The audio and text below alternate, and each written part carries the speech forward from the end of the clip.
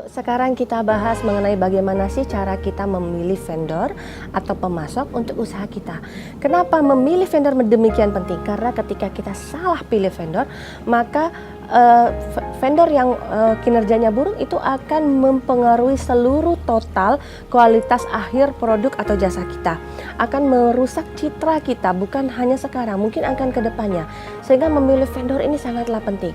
Nah, dalam memilih vendor, maka yang harus kita lihat pertama kali, kita harus membuat sistem prosedur cara memilih vendor. Kemudian kita harus membuat yang namanya kriteria checklist.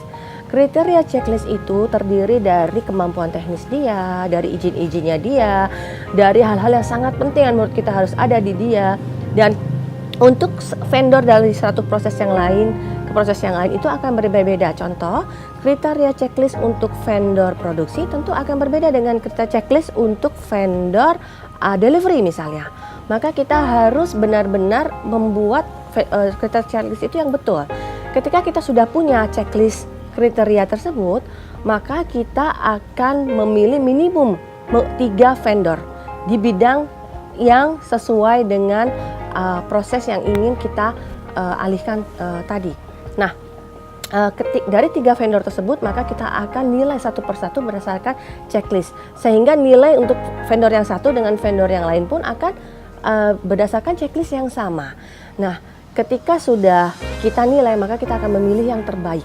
Dari yang terbaik, maka sisanya yang tadi tidak terpilih tetap harus kita masukkan ke dalam daftar vendor yang berkualitas. Sehingga ketika kita sudah berjalan dengan vendor yang satu, dan kemudian vendor ini kemudian tidak memberikan yang terbaik di kemudian hari, maka kita langsung bisa dapat mengganti ke vendor yang lainnya. Sehingga kita juga hal itu tidak membuat kualitas produk kita jelek ataupun tidak akan menginterupsi proses kerja kita untuk menyampaikan hasil produk yang terbaik kepada pelanggan kita.